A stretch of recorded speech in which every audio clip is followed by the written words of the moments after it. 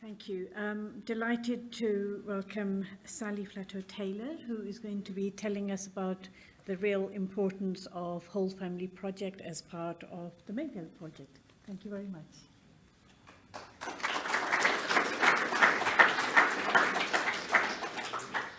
Morning, everybody. Can you hear me okay? Yeah. Do shout, because I can talk quite fast, so do shout if I speed up too much.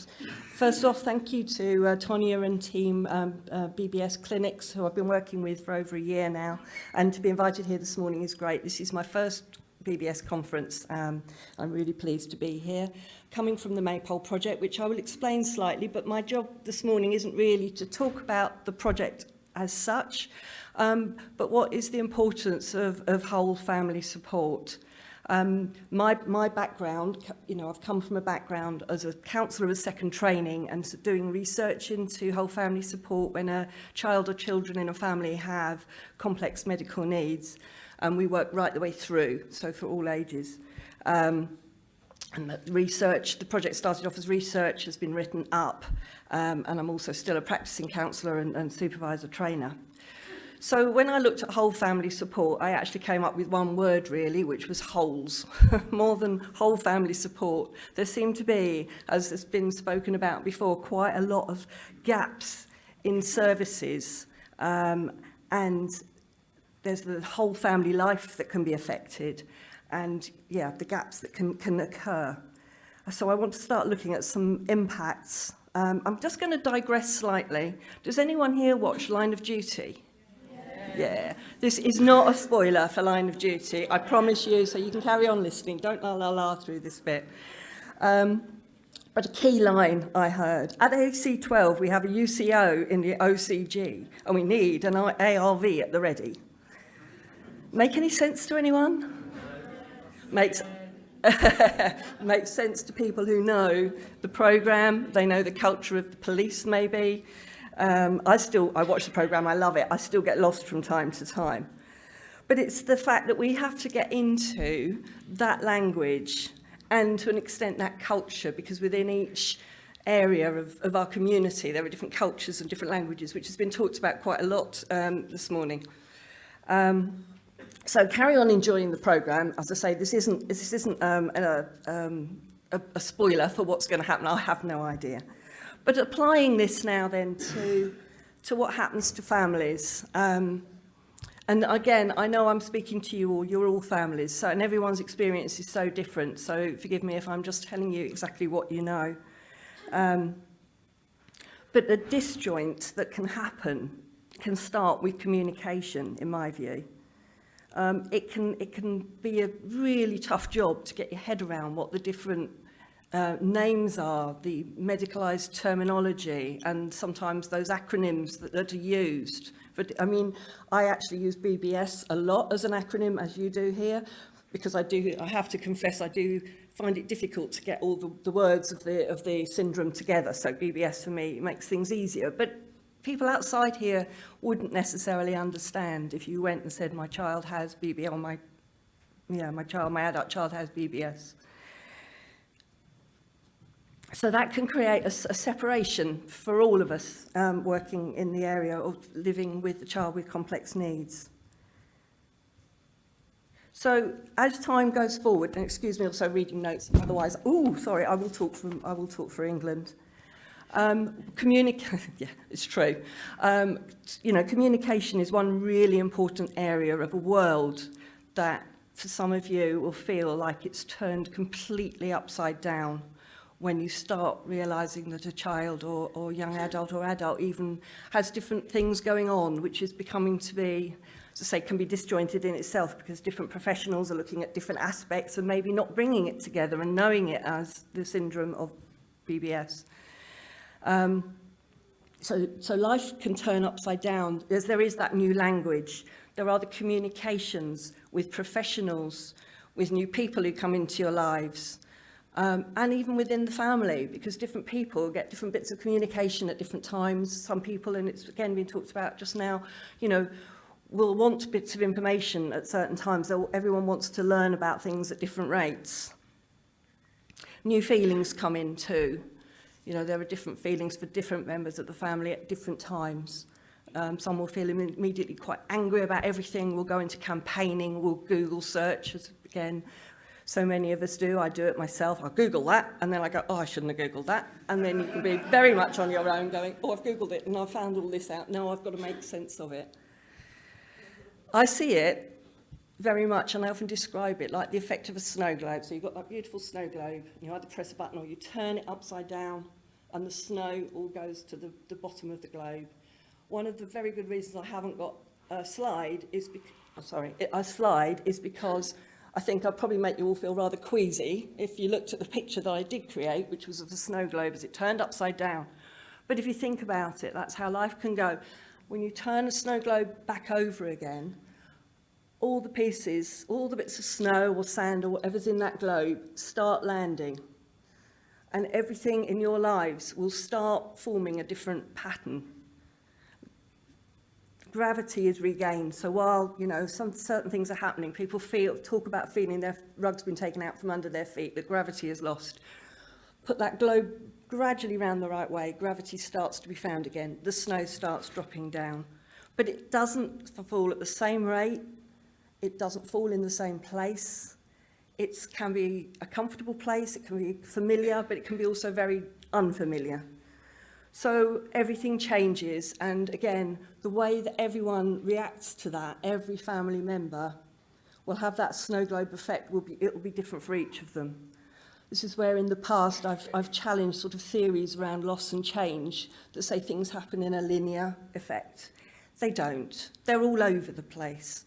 You know, it would be nice if they were, if we could say, you know, this happens, then you'll feel angry, then you'll feel this, then you'll feel that. I'm sorry, it isn't like that. And you know, we all, I mean, I live with loss and change, and I know it doesn't work like that. So I was part of, in the 90s, when I came into counselling and sort of loss and change, I was part of that group that were really challenging the sort of common thought that was there. So again, coming back to impact on the whole family. So if every member of the family feels that differently, so the communication between the family can differ. There's a wonderful myth that families really all pull together when all of these things are happening. That can happen, it's brilliant, but also sadly sometimes it can cause disconnects in families as well, which is why I always advocate the whole family to get support, maybe separately, but in a way that can also bring them together, if that makes any sense. So again, thinking about, you know, if you think, you know, back to sort of some of the roots, which is, you know, communication. Quite often someone in the family can become the main carer, and as the main carer will get the main information. The main information then needs to be translated or passed on to other family members. That's quite a tough thing to do. So other family members might feel sort of disconnected from getting the information, disempowered, out of control, even excluded sometimes. So, you know, that's how powerful that can be.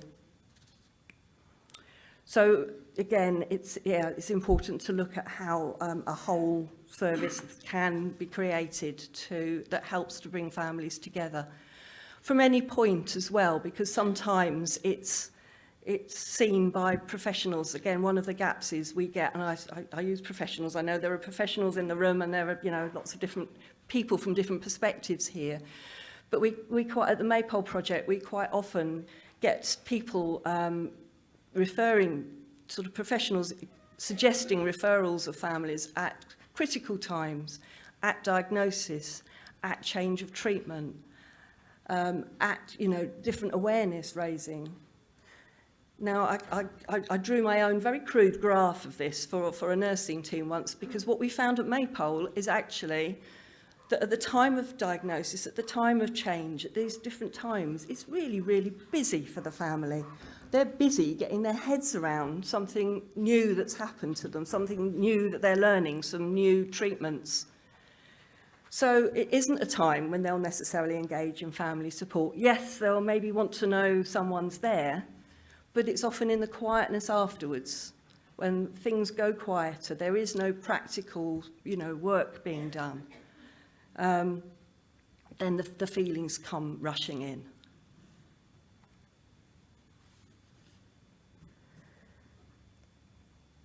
So the Maypole Project was set up to, what I did, as I was already working in Bromley in a different service, I noticed the gaps that were there and families were coming to us. So one of the obvious gaps was there was no support in our locality for families with children who had complex needs and across a whole range for us, because as I say, we work across quite a broad range of diagnoses. So the project was set up right the way across all the different diagnoses. It was set up to work across families. So again, and I'm running workshops later, which I'll finish off with a bit of detail about as much as I can, to talk about this, because it can be really important to sit down as a family, to sit down and talk to someone, because you'll hear each other's different perspectives in that way. Okay, so I'm sure you're thinking, oh, well, we do that at home, but sometimes it's good to have an outside ear there listening as well, to just sort of listen and facilitate in a sense. I am a counsellor by second training, but I do say also that, a lot of what we do is around facilitation and being there for people and being the outsider, if you like, the neutral person who's there. So the whole family, couples as well. We work with a lot with couples because the effects of a diagnosis can be separating sometimes for couples.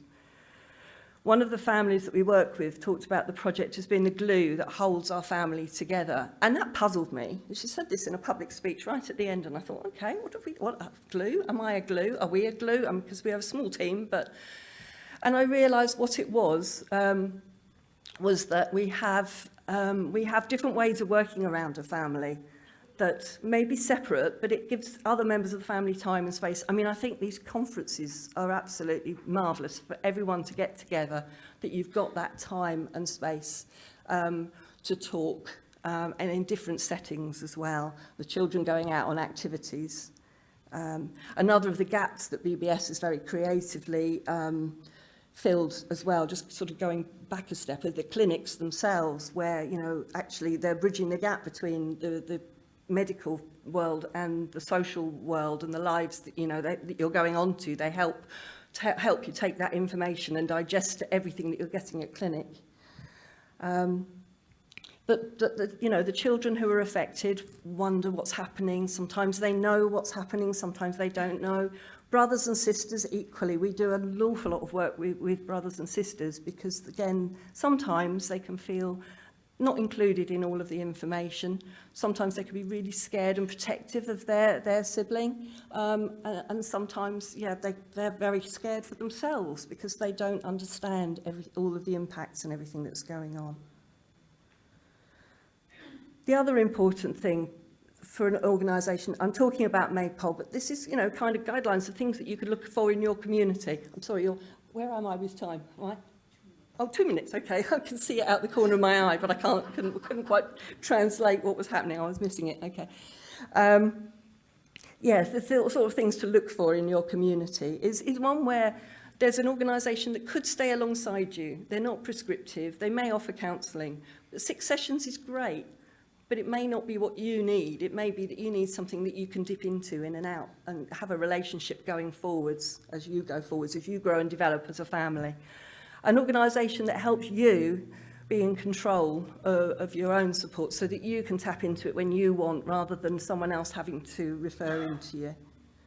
So Maypole Project is South East London. We've been born in Bromley. We work across South East London. We do, though, have a national telephone helpline. So I haven't yet left our leaflets out, but they'll be out on the main reception area later. And I'm around for the workshops as well after lunch. When we've split those into mums and female carers, and then dads, and then individual support. This is new for me coming to this conference. So, we're just hoping that there'll be a need, but this is new. So again, we're not assuming the need, we're exploring the need. So please do come and talk to me, and I'll be around through lunch as well, and through the rest of the morning. So please do come and talk to me, and if you want to know anything about anything more, just ask. No problem at all. Thank you for listening.